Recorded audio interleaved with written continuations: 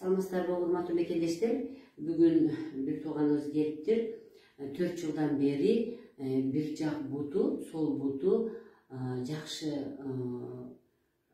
ооругандан бир аз көлөмүнөн кичинерип кетти. Анан ошол оору бел жактан баштап бутка чейин берип, анан ушул бутка эле көп көңүл буруп жүрөбүрмүн эжеке. Анан азыр сиздин видеолоруңузду көргөндөн кийин анан сизге келдим деп да. Келдим, мына мен сүйлөштүм. Демек, мен азыр мынакей ичиңиз менен дем аласыз.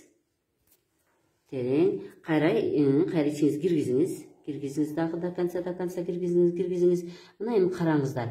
Мынакей. Мына, караңыздар.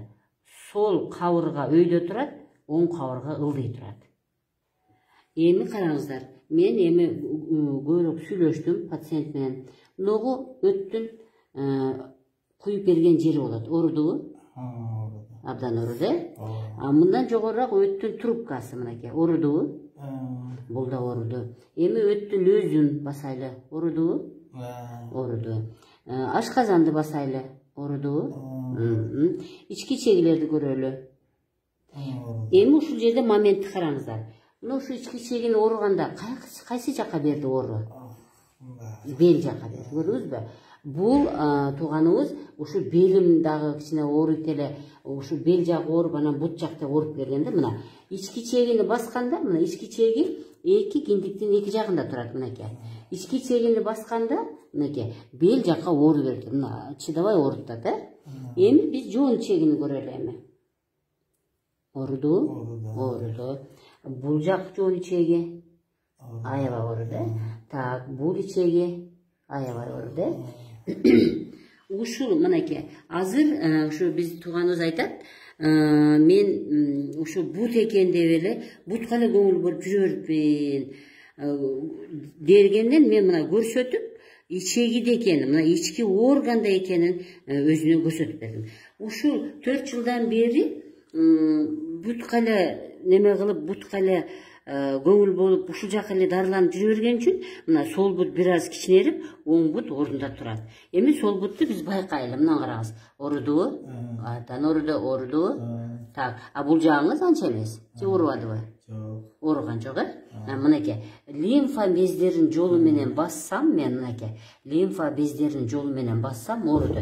Эми биз дальше дагы көрүшүбүз керек. Бул жак оорудубу? Бул жагыңыз анча ооруган жок. Бул жактар ооруган жок. Мына көбүрөөк сол жак ооруп атат, Эми биз паховой область, адамдын чатындагы без тамырларды текшерип көрөлү. Оорудубу? Аябай ооруду. Өтө катуу ооруду. Бул жагыңыз анча эмес. Так, мына аябай ооруду. Так, аябай ооруду мынакей. Урматтуу мекендештер, мен эми муну менен эмне айтайын деп атам.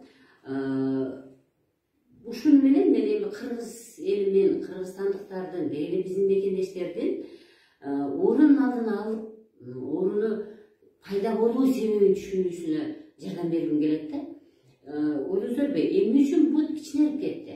Бут ал өзүнөн өзү кичинерген жок.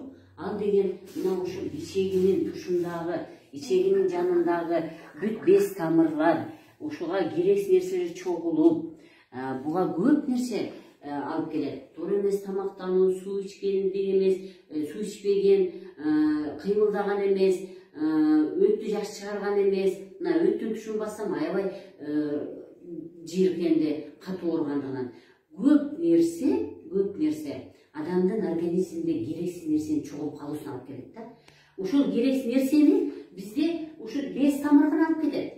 Без тамыр гана керексиз нерсени чогултуп алып келип туруп, мен дайыма айтам, керексиз нерсени без тамыр чогултуп алып келип туруп, сол акыреттин үстүндөгү көк кан тамырга өткөрүп берет.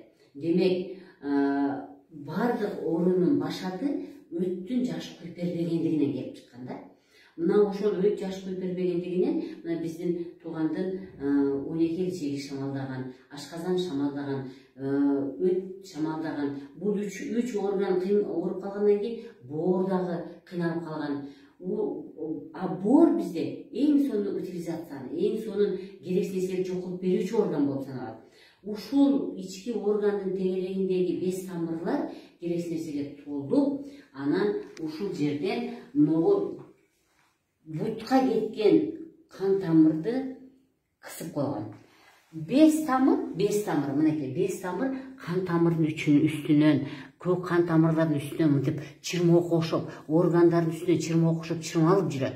Керексиз нерсе толуп калгандан кийин бул чоңоет, бес тамыр чоңоет дагы кан тамырды кысып коет. Демек, биздин туугандын бутундагы кан тамыр кысылып, бес тамырдын айынан кысылып калгандыгынан кан жакшы барбастан сол жактагы ичегиде көбүрөөк проблема болуп, бул сигмовидный кишка дейт. Сигмовидный кишкадагы проблема көбүрөөк болуп, ушул жердеги бес тамырлар кан тамырды кысып койгон үчүн бул бут кичинелип кетти.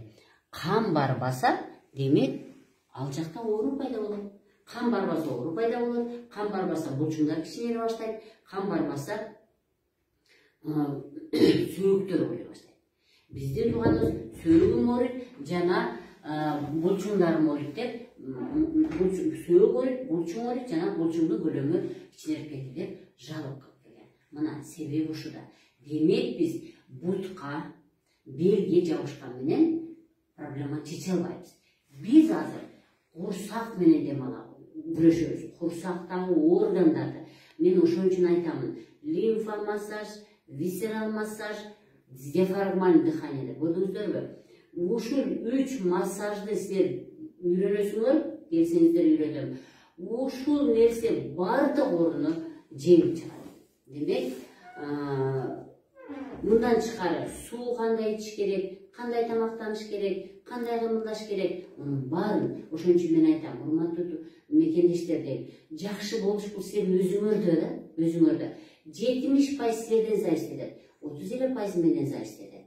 Демек, сиздер өзүңөр көбүрөөк аракет кылыңыз. Сиз организмди эмгек кылбасаңыз, сизге организм жакшы жооп бербейт. Сиз организмди эмгек кылыңыз, сиз организмди дайым жакшы кармаңыз, анан организм оорубайт.